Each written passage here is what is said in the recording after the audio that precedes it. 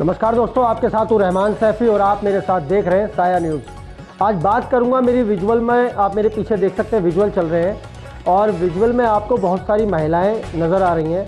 मैं आपको यहाँ पे बताता चलूँ कि कभी नहीं सोचा था 4 या 5-6 साल पहले कि शायद ऐसा भी दिन दिल्ली की जनता को देखना पड़ेगा कि आज जो हमारे घर की बुज़ुर्ग महिलाएँ हैं वो सड़क पर इस तरह से इस कड़कती ठंड में बैठी मिलेंगी और संघर्ष करती मिलेंगी, क्योंकि ये संघर्ष की वजह आज दिल्ली सरकार की वजह से खड़ी हुई है।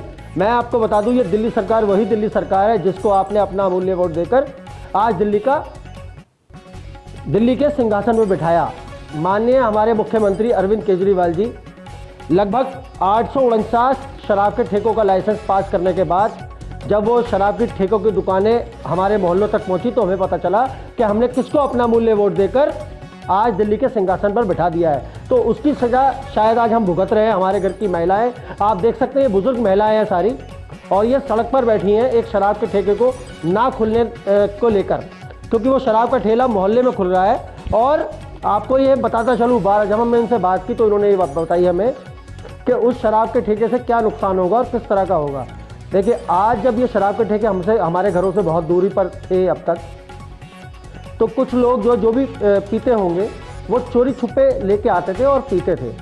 लेकिन आज जब ये आपके मोहल्लों की गलियों तक पहुंच गया है तो उसके बाद इनको चिंता हुई, क्योंकि जो छोटे बच्चे उन पर उसका बहुत गलत असर पड़ेगा, इन महिलाओं का कहना है। दूसरी बात, आज देखिए कितनी कड़कती ठंड आज हमारे दिल्ली के अंदर पड़ रही है इन दिनों, और इन महिलाओं पर उसका कोई असर नहीं है। असर है तो सिर्फ इस बात का कि उनकी जो सभ्यता है, उनकी जो मानसिकता है बच्चों की, उनके घर की, वो खराब ना हो। और जो ये आत्मसम्मान की आज ये लड़ाई बन गई है जिसको लड़ते हुए महिलाएं ये दर्शा रही हैं कि संघर्ष और एकता आज एकजुट है, इसलिए ये शराब के ठेके हम अपने मोहल्लों में नहीं खुलने देंगे।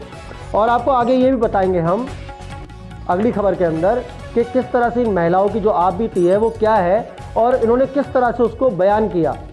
काफ़ी सारे सामाजिक संगठन आज इस बात की लड़ाई लड़ रहे हैं, लेकिन कहीं ना कहीं समाज के अंदर नाकामयाबी उनको हासिल हो रही है, क्योंकि शराब की ये दुकानें लगातार खुलती चली जा रही हैं, रुकने का नाम नहीं ले रही। जो शराब की दुकानों के मालिक हैं वो पूरे वर्चस्व के साथ आगे बढ़ रहे हैं और पूरी निडरता दिखाते हुए बता रहे हैं कि हमें दिल्ली सरकार ने परमिशन दी है, हम इसको खोल कर रहेंगे।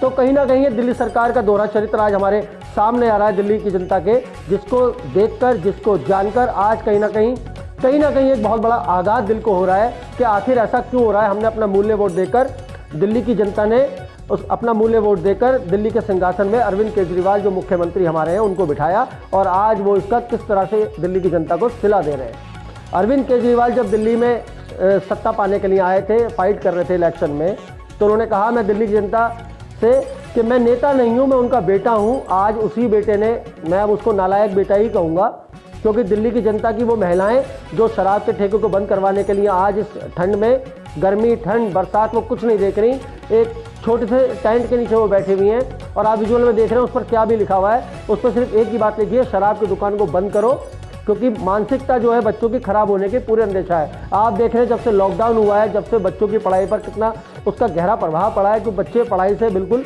उनका माइंड हटता जा रहा है। ऑनलाइन पढ़ाई की वजह से वो बात नहीं आ पा रही जो उनके मानसिक दृष्टिकोण में जो आनी चाहिए थी। और ऊपर से ये शराब की ठेके जो गलियों तक पहुंच गए, उसको सबसे बड़ा प्रभाव उनकी पढ़ाई के ऊपर, उनके मानसिकता के ऊपर ये पड़ेगा। उन सभी दोस्तों, मिलते हैं आपसे अगली खबर में। इसी के साथ जय हिंद, जय भारत, जय संविधान।